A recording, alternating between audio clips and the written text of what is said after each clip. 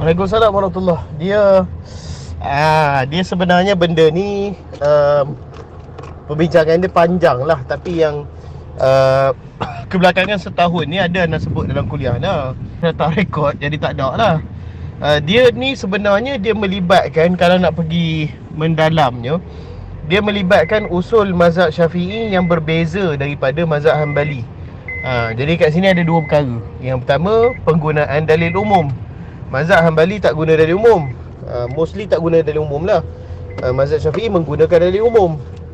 Lepas tu yang kedua, berkenaan dengan masalah kias dalam ibadah. Boleh ke tidak kias dalam ibadah? Dalam mazhab Hanbali tak boleh kias dalam ibadah. Dalam mazhab Syafi'i boleh kias dalam ibadah. Okay, so nak bincang tu panjang lah apa dia. Tapi secara umumnya yang sempat anda jawab ni, dalil umum tu boleh dipakai ataupun tidak? Jawabnya boleh. Bukan saja jawab boleh, malahan kena pakai. Sebab kalau tak pakai dalil umum, nampak gaya kefahaman kita dengan sahabat berbeza. Sebab sahabat pun terlalu banyak riwayat-riwayat perbuatan dan juga amalan mereka yang jelas-jelas menggunakan dalil umum, hatta dalam ibadah-ibadah yang besar pun. Yang tu satu. Lepas tu yang kedua, kias dalam ibadah boleh guna ke tak boleh guna? Jawabnya umumnya ya, boleh guna. Sebab apa? Sebab kalau tak guna sama juga. Banyak benda-benda yang tak selesai. Banyak hukum hakam yang tak selesai. Sebab tu mazhab Syafi'i ini sebenarnya, kalau tanya Ana, sebenarnya dah cukup praktikal dan lebih mudah diamalkan di Malaysia. Betul tu, sebenarnya memang kita kena akui ya perkara tu kan. Okey, tapi tak apa, itu panjang lah. Sebenarnya itu memerlukan pada satu kuliah khas kan, satu ataupun dua kuliah khas. Tapi secara khusus dalam bab ni, okey, dalam bab solat qabliyah Jumaat, boleh tak guna dalil umum? Jawab dia boleh tak guna dalil umum dan juga mengkiaskan benda ni. Yang pertama, dalil umum tadi di antara azan dengan iqamah, dia kata ada solat. Okey, betul, yang tu umum. Tapi boleh tak diaplikasikan pada solat qabliyah Jumaat? Jawabnya tak boleh. Tak boleh. Kenapa tak boleh? Sebab zaman Nabi SAW tidak ada azan sebelum Jumaat tu. Jadi macam mana nak kata antara azan dan iqamah? Yang tu itu menunjukkan itu adalah solat fardu 5 waktu lain yang tidak melibatkan solat Jumaat. Okey, yang tu satu. Lepas tu yang kedua, kias dalam ibadah. Boleh tak kita kiaskan qabliyah Jumaat ni dengan qabliyah Zuhur? Jawabnya tak boleh. Kenapa? Sebab perkara yang dah mansusah, perkara yang telah dinususkan, siap ada pahala khas dia, tak boleh dikiaskan. Macam qabliyah Zuhur dah ada khas dah. Dia punya apa? Hadis dia memang sangat khusus cakap pasal qabliyah Zuhur, dan juga dia punya fadilat dia pun tak disentuh daripada neraka tu pun dah ada dah. So untuk perkara yang dah dimansuskan dalam Syafi'i betul, Imam Syafi'i betul, tidak boleh dikiaskan.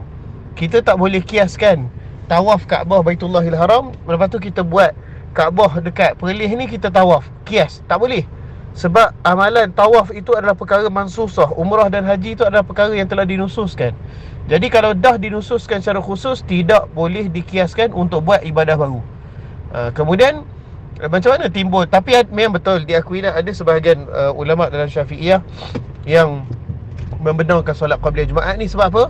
Sebab hadis Nabi suruh memperbanyakkan solat Jumaat sebelum daripada waktu khutbah Jumaat tu. Maka kita kata ada solat sunat sebelum tu, tidak dinafikan, tetapi tidak ada khusus solat sunat qabliyah Jumaat. Nak solat sunat umum, berapa rakaat pun tibalah solat pun, tetapi tidak ada khusus sebagaimana khususnya qabliyah Zuhur. Okay? Wallahu alam. So dia kadang-kadang dalam Syafi'iyah ni tidak dinafikan. Ulama-ulama tu kemudian mengeluarkan fatwa berdasarkan kaedah Imam Syafi'i, bukan berdasarkan pandangan Syafi'i, berdasarkan kaedah Syafi'i. So bila berdasarkan kaedah tu, ada sebahagiannya yang betul, kena nama berijtihad kan, dan ada sebahagiannya yang salah, wallahu alam.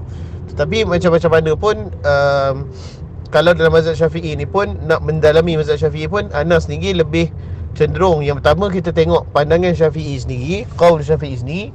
Lepas tu kedua, memang ulama-ulama yang memang kibar lah, memang orang kata apa, pembesar dalam mazhab Syafi'i ni. Macam contoh Ibnu Hajar, An-Nawawi, Al-Ghazali, yang betul-betul kibar lah dalam mazhab Syafi'i ni. So ulama dia pun ramai. Kalau nak pergi ulama Syafi'i yang sampai ke tahap boleh tawasul dengan kubur pun tak dinafikan, ada juga. Macam contoh dulu Allahyarham Syed Ramadan Buti. Ramadan Buti walaupun dengan sumbangan dia yang melaut kepada umat Islam, kitab fiqh sirah dan sebagainya, tapi memang Ramadan Buti membolehkan bertawasul dengan kubur.